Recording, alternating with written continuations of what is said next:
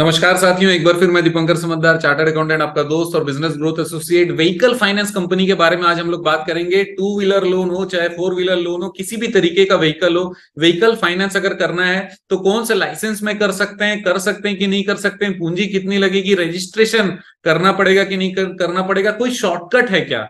क्या आप सच में ये जानना चाहते हो, यस और नो? अगर हाँ तो फिर आज का वीडियो आपके लिए। एक छोटा सा चीज, अगर आपने सब्सक्राइब नहीं किया, वीडियो पहली बार देख रहे हैं तो सब्सक्राइब जरूर करिएगा। तो सबसे पहली बात बता दूं कि एनबीएफसी मतलब non banking financial company, RBI वाला जो लाइसेंस होता है, उसमें asset finance company AFC category में हम लोग व्हीकल लोन कर सकते हैं। और व्हीकल लोन मतलब कोई भी व्हीकल हो, उसका लोन कौन से टाइप की कंपनी में आएगा? Asset finance company AFC category में आएगा।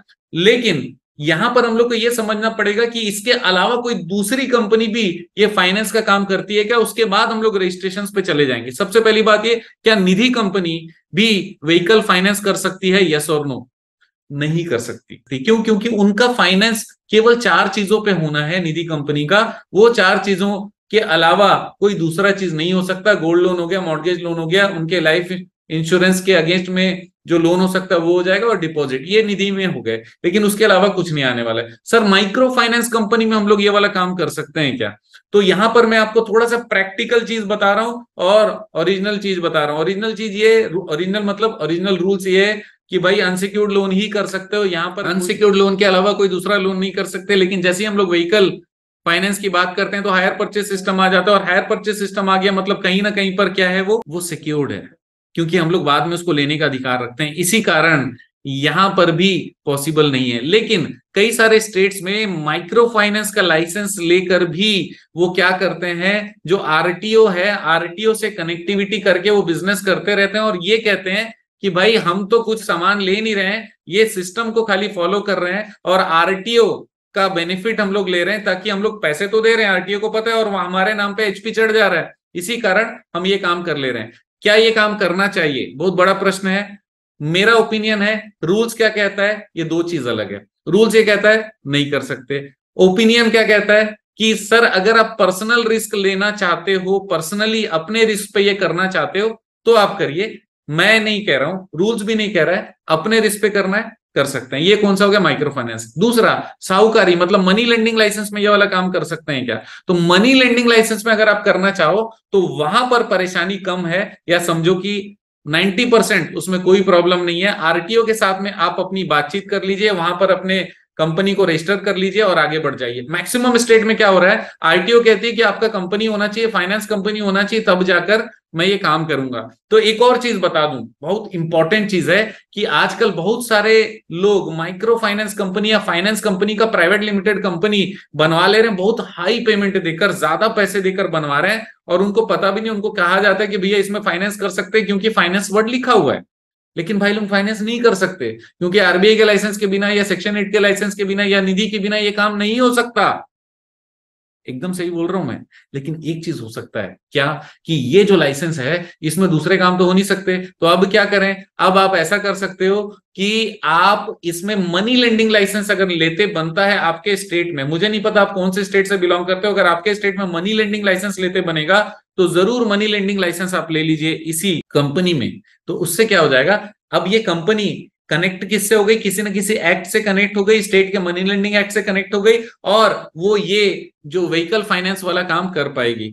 तो सर मेरे यहाँ पे तो ये वाला पॉसिबिलिटी नहीं है। एग्जांपल के लिए मान लो आपके स्टेट में अलाउड नहीं है कि भाई आरटीओ वाला दे नहीं रहा है और नॉर्मल प्राइवेट लिमिटेड को देगा नहीं, अगर इस तरीके का कोई सिनारियो है तो फिर पॉसिबिलिटी कहां पर आकर अटकती है? Asset finance company. अब एसेट फाइनेंस कंपनी अगर है तो रजिस्ट्रेशन अगर करना है तो कैसे होगा?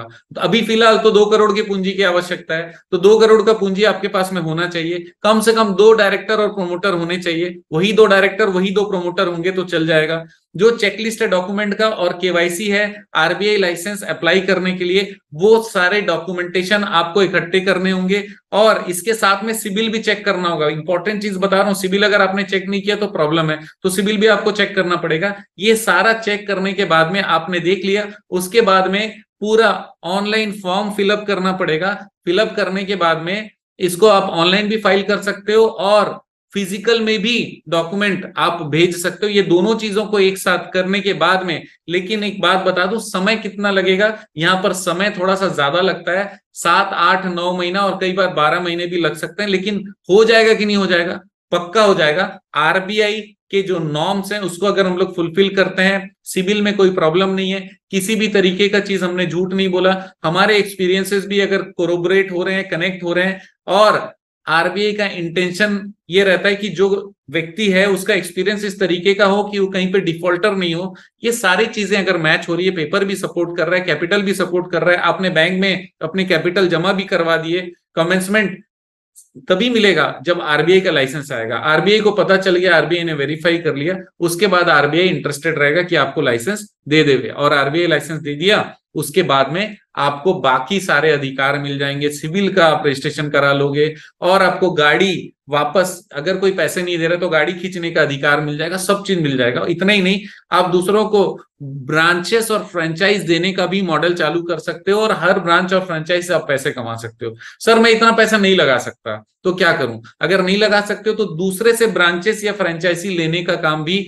आप कर सकते हो, लेकर काम कर सकते हो, आपका काम डिस्टर्ब नहीं होना चाहिए। मुझे जम्मू कश्मीर से एक बार एक कॉल आया था, बोले ऑल इंडिया में जो ये व्हीकल फाइनेंस करते हैं उनका एसोसिएशन भी है, तो वो एसोसिएशन ने भी गवर्नमेंट मशीनरी के साथ में काफी सारा टाई अप किया हुआ है, और वो इंडिविजुअली फाइनेंस करते हैं, और वो अलग से किसी एक्ट, व्हीकल एक्ट वाली चीजें तो कवर होती हैं, लेकिन अलग से कोई एडिशनल अप्रूवल नहीं होता, स्टिल क्योंकि गवर्नमेंट वहां पर कनेक्टेड है तो वो कर पाते हैं, ऐसा उन्होंने मुझे बताया था। मैं रिकमेंड करता हूं क्या? मैं बिना पेपर के कोई चीज रिकमेंड नहीं करता, अगर पेपर में अथॉरिटी है तो है, नहीं है तो नहीं है, क्योंकि मैं नेशनल चैनल में बैठा हूं, इंडिया में जहां से भी जो भी देख रहा है सबके लिए नॉलेज हमेशा सेम होना चाहिए, और पॉलिसी और फॉर्मूला भी सेम होना चाहिए। मैं चाहता हूं कि आप लोगों का बिजनेस जबरदस्त चले, उसमें हम लोग ज्यादा से ज्यादा योगदान कर पाए। अगर किसी भी तरीके से हमारी मदद चाहिए तो आप हमसे और हमारी टीम से संपर्क कर सकते हैं, क्योंकि आप जानते हैं मेरा मिशन है हमेशा आप लोगों की मदद करना और समय पर सारी जानकारी देना।